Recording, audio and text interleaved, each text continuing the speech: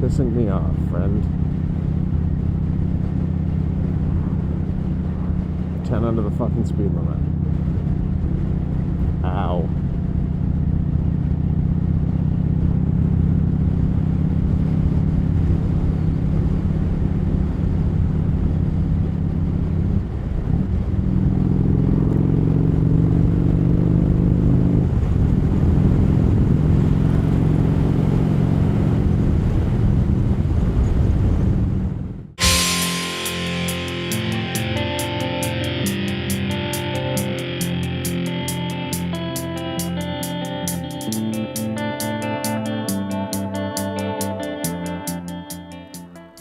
What's going on, guys? It's Colin, and I am outside of Fredericton.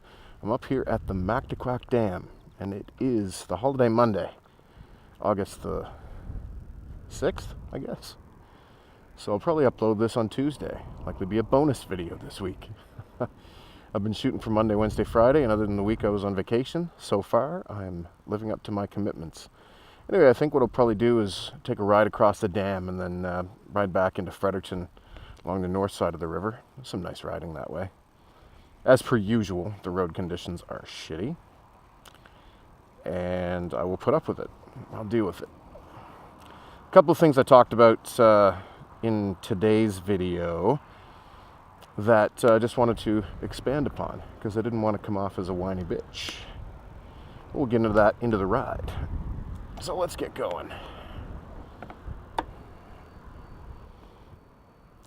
It's a warm day. Up the river, we had the kids to the water park, to the Hart Island campground and the bucket club, and there's water slides and all that good stuff, because it's like 30 some degrees here now. I don't know exactly how many degrees, but with the humidex it's 40, so it's thoroughly unpleasant when I'm sitting still. Once you get moving, it's nice, and I don't mind having my protective jacket on, because it actually keeps the sun off.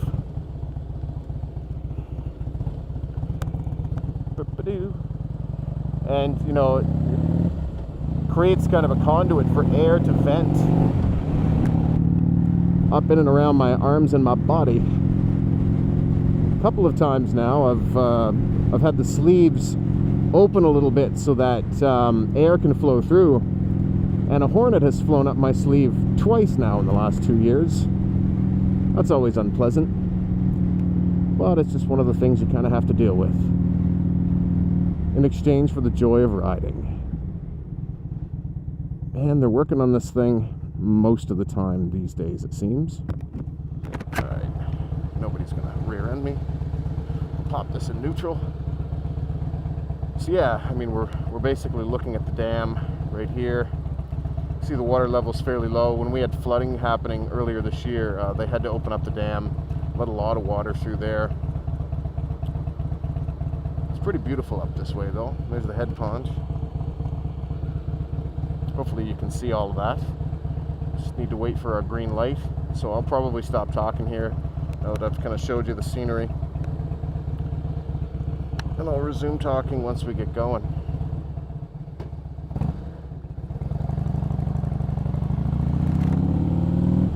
And we're off. Oh, it feels so nice when you start moving again after sitting still for a second in, like, you know, 40-degree heat. Well, how fast am I supposed to be going? I guess 40 is too quick. Oh well. Oh, this feels nice.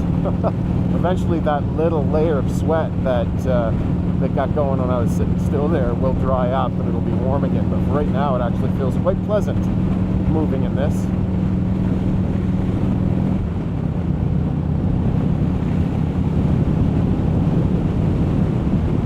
And we're heading this way towards Keswick Bridge, up over the hill and then back down along the river.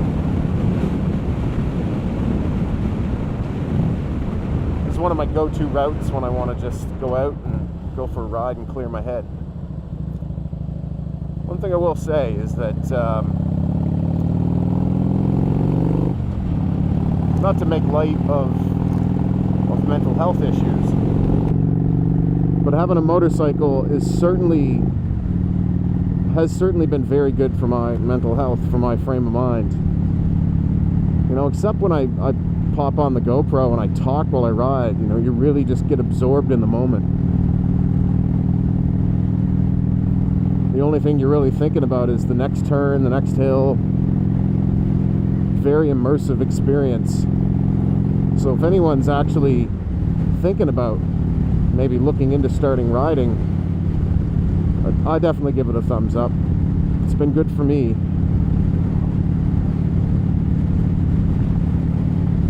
And now that it's not a massive undertaking to you know, record myself talking while I go for these little rides, I'm really looking forward to posting more of these videos.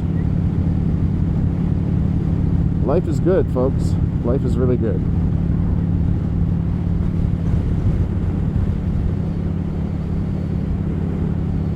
See, I guess what I wanted to talk about a little bit was again, this is probably going to get uploaded on Tuesday or published on Tuesday. So yesterday's video was also a moto vlog, and if you didn't see it, there will be a link down in the description. Be sure to check it out if you're interested. And I was talking about you know, the recent gig we played up in Florenceville, Bristol area, and people, you know, coming up asking for requests and that sort of thing. And we're not the kind of band that's been like a house band, bar band for years and years and years. We just added a new guitar player to the lineup. He's getting familiar with the material. So, you know, and also, we don't want to play the same songs that all the other cover bands play. Because at the end of the day, and I'm rhyming now without even trying, we don't really want to be known as a cover band. We did publish an EP earlier this year. We're going to probably, as a band, do another 5-track EP first of next year. And we like playing cover songs, but we want to play cover songs that we enjoy, that fit with what we're doing in our original music, and that are fun. Because, you know, if we're having fun, then that comes across in the performance, and people tend to have more fun at the shows. So songs like Margaritaville and Wagon Wheel and Mustang Sally and stuff, that's not what our band does, and it never will be.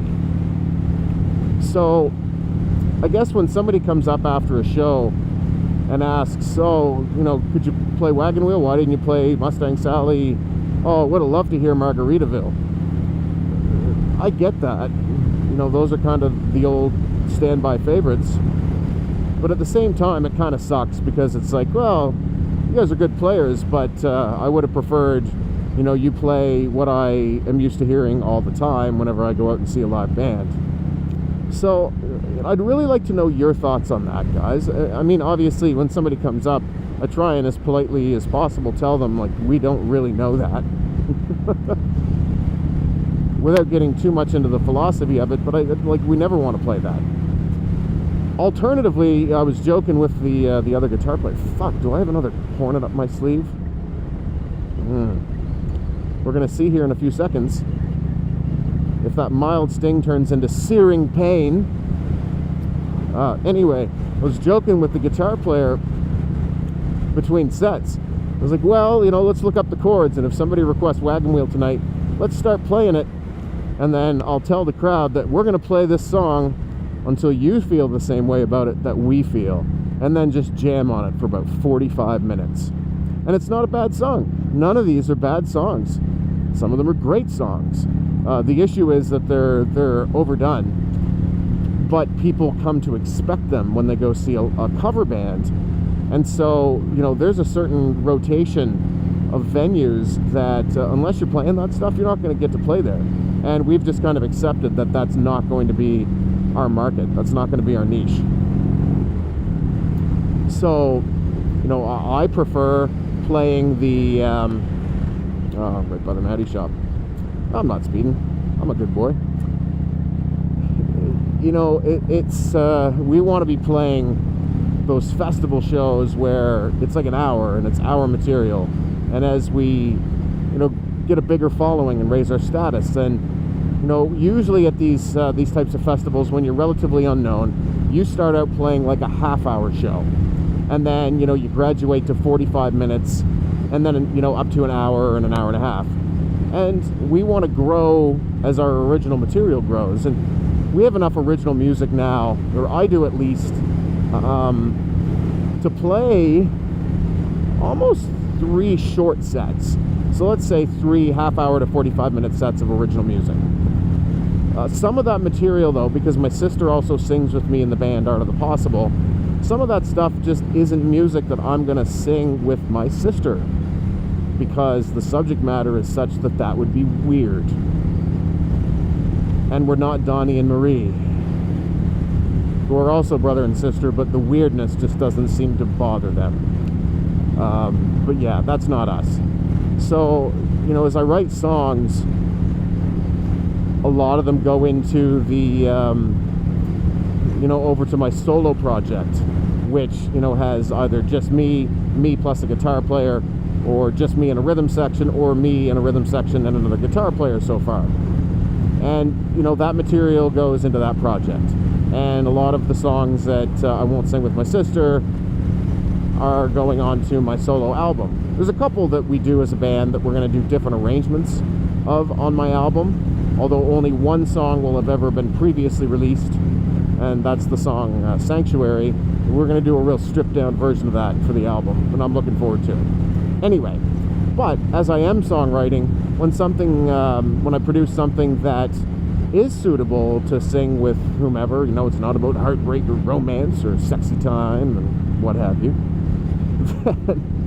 then the band grabs hold of it, and, you know, that becomes another Art of the Possible song. So because I'm the principal songwriter there, the original repertoire of Art of the Possible exclusive material grows a little bit slower. Just, I guess, because of the mindset that I've been in with songwriting and the type of material that I've been touching on. And, you know, eventually maybe I get on a kick where I write 4 or 5 songs in a row that all work for the band. But as it stands right now, we have, you know, that 5-track EP out there. We have another 5 songs easy that I don't play with other projects that'll work to make another Art of the Possible EP, which I think makes sense for the band. When we record, we want it to sound pretty similar to how we sound live, whereas my solo album, that's not really a consideration. Once we're done the recording and the production process, you know, recreating some of that, what we've done in the studio, recreating it live is going to be the challenge. But we haven't imposed that as a limitation when we're coming up with arrangements or things that might work well in the songs. That's why I'm really excited about releasing this project. And yeah, I had a meeting with an artist on Friday who's going to be doing the album art, and we have a really good concept. So, you know, personally, I would rather do the whole album and release the album, but that's just not a good idea, you know, given the way that people consume media these days. You want to be in people's faces on social media. You know, you want to put out new material frequently. You know, try and get on the playlists. You know, keep people talking about you. So, you know, we've come up with an album art concept that will sort of pay service to the fact that this album is coming out in pieces. So we have an album art concept that kind of builds from the first piece, and then everything will hopefully make sense, or, you know, a story carries throughout the different releases within the album art. So I'm excited about that also. So yeah, that was something that that I got to on Friday that I didn't talk about in yesterday's video. But really, you know, it was just expanding on the fact that I don't think that people understand this, but when they come up to me after a show and say, oh, or while we're still on the stage, ask me, oh, can you play this song, or can you play that song? Especially when I don't know that song. You know, if I wanted to play that song, we'd probably know it. And so I don't know if that means that you didn't enjoy the show, didn't enjoy our music, you want to hear, what you always hear. And people are certainly resistant to change. I think that's part of why it's very difficult to break into the scene as an independent artist, because you do want to try and at least be a little bit different. It's tough to write music that's completely original and also palatable to to a vast audience, to a wide audience. And some people just don't give a shit, and they go out of their way to be different, and sometimes to incredible effect and with amazing results. But the artists I'm talking about, they're not played on mainstream radio. They're never going to track in the top 40. And so when you listen to popular music, some of the trends now are around sort of the 4-chord pop. And by the way, I'm not knocking that. I'll get to that in a second here. But a lot of the songs sound the same. So you might hear 5 songs in a row where 4 of them have the same chord progression and maybe even are in the same key.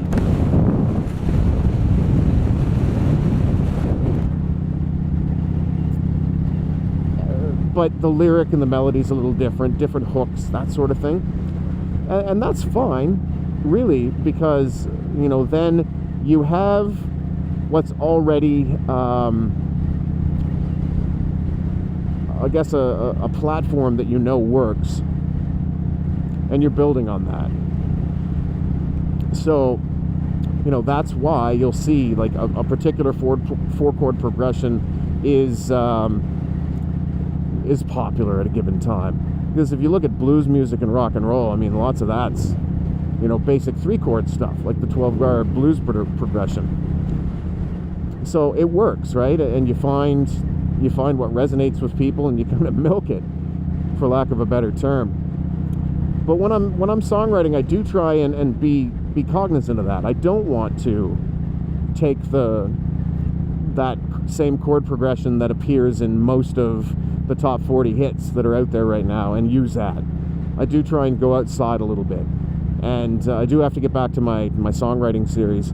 We're into writing lyrics now, and that, to me, I'm just kind of sitting on the music that I've written so far, and I have a little bit of inspiration, and I'm waiting for more before I sit down and start writing and rolling the camera. But, when in doubt, I will go outside of what is the norm. What would you expect the next chord to be? And try my best to not use that, And I find that pulls the ear for the discerning listener. Maybe it makes it a little bit less accessible or less likely to be widely popular, which is fine.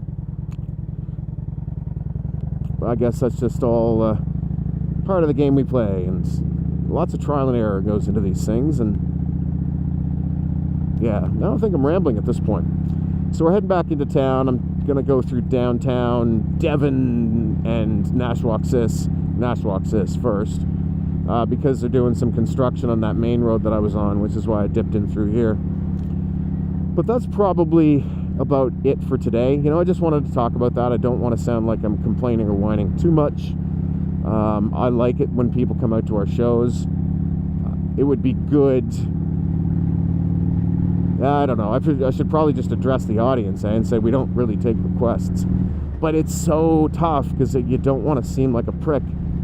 I don't know, guys. Like, I kind of want to have a conversation with you that watch these videos. What do you think?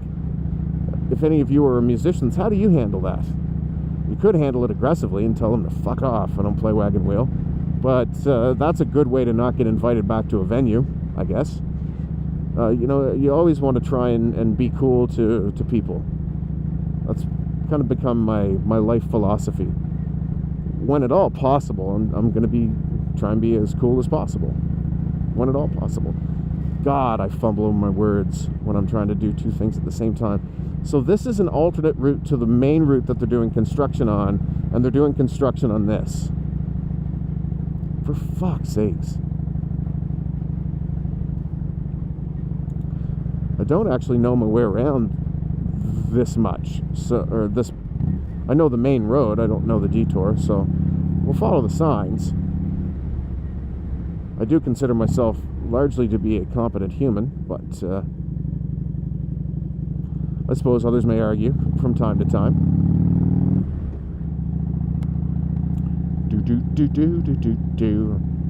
But yeah, you know, what's a good way to handle that?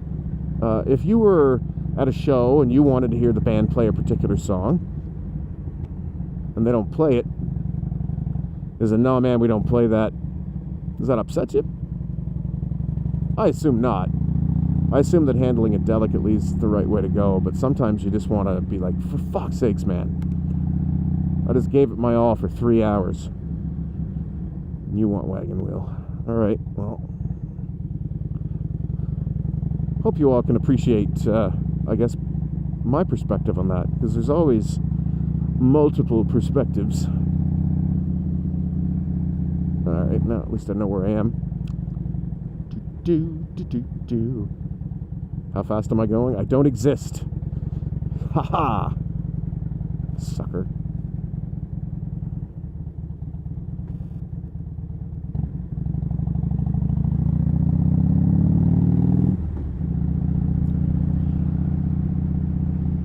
Anyway, for those of you that are having a holiday, fuck, I'm not going to stop and let you by. You can wait. I wish I had been more on the ball, but I don't want to jam on the brakes. A little less forgiving on a motorcycle and a car, and this doesn't have ABS, so I think I shall sign off there, guys.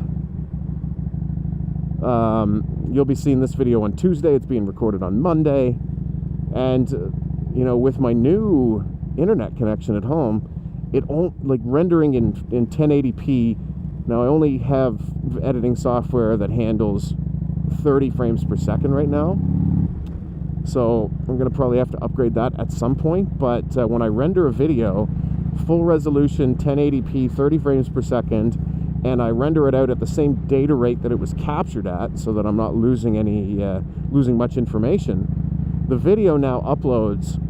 It takes pretty much exactly the same amount of time as the video, as the length of the video. So, you know, if I render 20 minutes of you know, full resolution 1080p footage, that takes me about 20 minutes to upload. So again, it's not fiber optic based internet. It is cable, but I'm really happy with it, and that's kind of what's ignited my sprightly old man energy creatively to make more videos. Because honestly, it used to be so painful to render out like a 20-minute video 720p, and it take 12 hours to upload the damn thing. So I hope you can appreciate why that sucked, and I hated it, and that's why kind of the content slowed down. So, but we have overcome that, and life is good, as I said before. See, they've renamed that store. It's kind of funny. That thrift store that I just passed used to be called Bibles for Missions, I think it was called. And a local art rock band, I guess I'll call them, like a concept rock band called Young Satan in Love, they put out a song called Bibles for Missions, and the accompanying video had them, you know, over in and around that thrift store. And they got banned from the thrift store for that, which I thought was hilarious. Anyway, I'll put a link to that video if I can find it in the description. And now we're getting just into downtown Nashwauk, sis. Woo, big old downtown. Oh, I feel like a bit of a loser laughing at my own jokes, but when you're out here talking to yourself, what you gonna do? I can't help it if I'm hilarious, I guess. So, I'm gonna sign off here, guys. I hope you're having a great week so far, and we will probably be talking tomorrow, Wednesday. Cheers, guys.